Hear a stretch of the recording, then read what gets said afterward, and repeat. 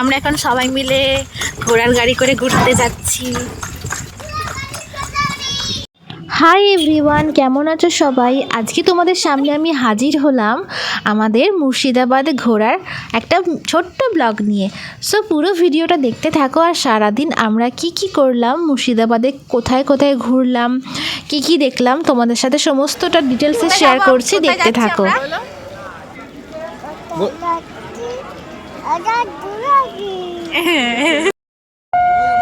এদিকে এদিকে দেখা, এদিকে টুকি টুকি।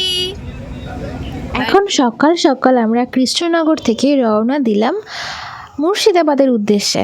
তো সবাই মিলে আমরা এখন ট্রেনে চেপে পড়েছি। সঙ্গে রয়েছে ঘন্টু, দেখতে পাচ্ছ ওর কত আনন্দ বেড়াতে যাচ্ছে বলে। তো এখন দেখতে পাচ্ছ আমরা পৌঁছে গেছি মুর্শিদাবাদ স্টেশনে।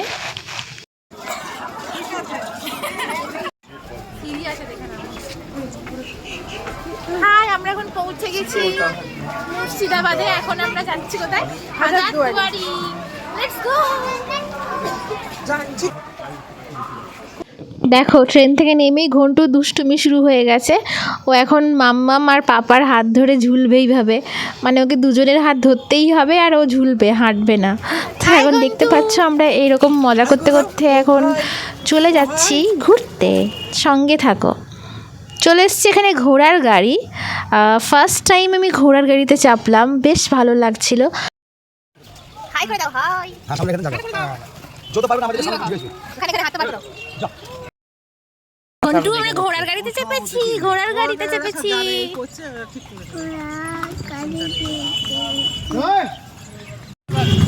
হ্যাঁ। চলো দেখি আমার সাথে। এদিকে দেখা, এদিকে দেখা। হাসো হাসো, এই যে হাততালি দাও, হাততালি। হাসো হাসো। প্রথমে আমরা চলে গেছিলাম জাহান খোসার কামান দেখতে। এগুলো সবই এক একটা হিস্টোরিক্যাল প্লেস, এগুলোর সাথে অনেক কিছু জড়িয়ে আছে। এখানে বাবার মায়ের পোজ দেখো, কামান ধরে।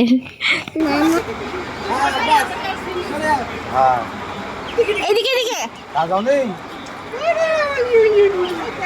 এরপর আমরা চলে এসেছি কাতরা মসজিদে। এটা হচ্ছে মুর্শিদ কুলি খাঁর সমাধি। তো এটা জাহান খোসা কামান থেকে 400 মিটারের দূরত্বের মধ্যেই রয়েছে, আর এখানে কোনো এন্ট্রি ফি নেই। এখানে তোমরা বিনামূল্যেই প্রবেশ করতে পারবে। এই জায়গাটাও বেশ সুন্দর ছিল, এখানে আমরা অনেক অনেক ফটোশ্যুট করলাম। তোমাদেরকে পুরো জায়গাটা ঘুরে দেখাচ্ছি, দেখতে থাকো। এটা সকাল 9টার সময় ওপেন হয়ে যায় আর বিকেল 4টের সময় ক্লোজ হয়ে যায়। তো তোমরা যদি যাও এই টাইমের মধ্যেই যাবে। বয়সকালে কেমন হাঁটে দেখাচ্ছে, দেখো ঘোড়া।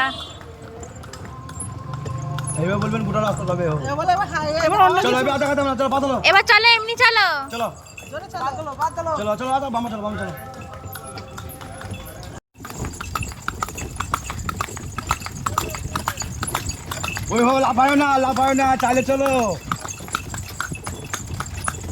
এই দেখো, লাফাতে বারণ করলে বললেও লাফাচ্ছে না, হেঁটে হেঁটে যাচ্ছে। কি সুন্দর বস।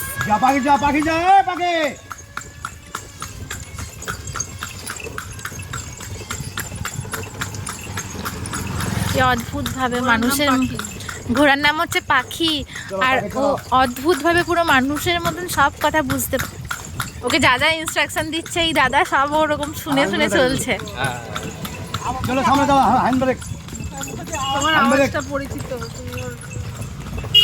ওকে দাঁড়াতে বললেও পুরো দাঁড়িয়ে গেল। পাখি চলো চলো চলো চলো চলো পাখি, চলো পাখি। এখন আমরা চলে এসেছি কাঠগোলা বাগানে। এখানে এন্ট্রি ফি হচ্ছে পার হেড 30 টাকা করে। ঘন্টু ঘুমিয়ে গেছে আগের প্লেসটায়, টায়ার্ড হয়ে ঘুরে। এই কাঠগোলা বাগানে কি কি দেখবে তোমরা তার একটা লিস্ট রয়েছে, দেখে নিতে পারো সবাই।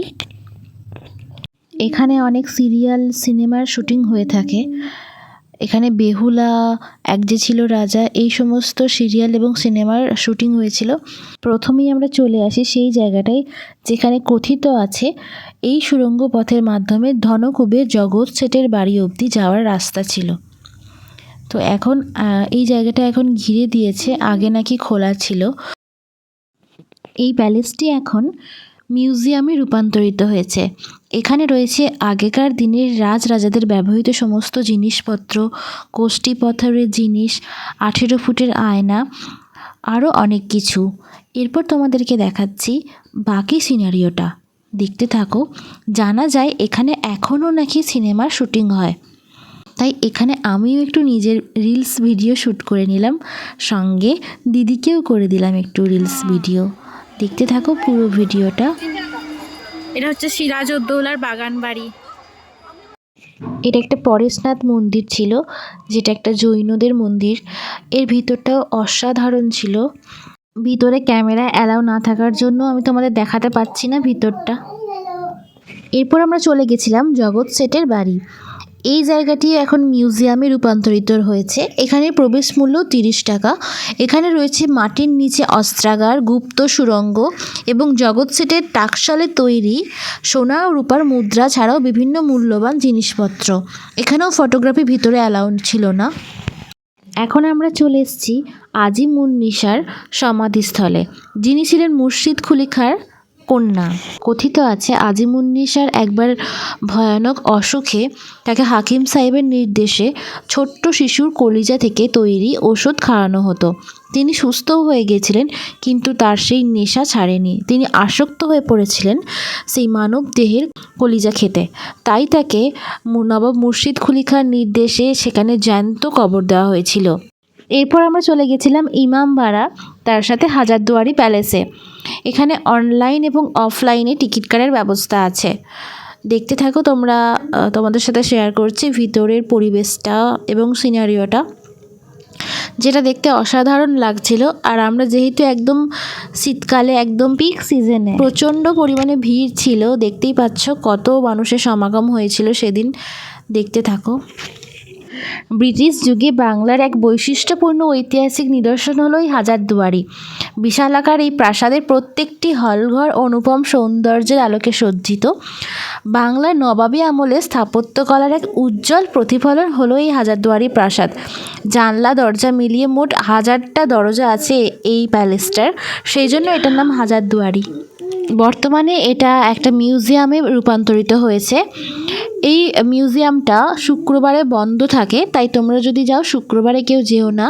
এই হাজারদুয়ারি প্যালেসের মধ্যে নবাবদের ব্যবহৃত অনেক জিনিসপত্র এবং আসবাবপত্র ছিল, যার মধ্যে একটা আশ্চর্যজনক জিনিস ছিল, সেটা হচ্ছে একটা মিরর, যেখানে অনেক চেষ্টার পরেও নিজের মুখ দেখা যায় না, যেটা খুবই আশ্চর্যজনক ব্যাপার একটা। দেখতে পারো, যেহেতু ভিতরে ফটোগ্রাফি অ্যালাউ ছিল না, তাই আমরা ভিতরের কোনো জিনিস তোমাদের দেখাতে পাচ্ছি না। এইভাবেই শেষ হলো আমাদের একদিনের মুর্শিদাবাদ ভ্রমণ। এখানেই শেষ করছি আজকের ভিডিওটা। কেমন লাগলো অবশ্যই কমেন্ট করে জানিও। যদি ভালো লেগে থাকে তাহলে অবশ্যই একটা লাইক, শেয়ার আর কমেন্ট করে দিও। Thank you so much for watching this video. তোমরা কারা কারা হাজারদুয়ারি ঘুরতে গেছিলে কমেন্ট সেকশনে জানাতে ভুলো না কিন্তু, অবশ্যই জানিও। সবাই ভালো থেকো, সুস্থ থেকো, আর এভাবেই আমাকে সাপোর্ট করতে থেকো। Bye bye.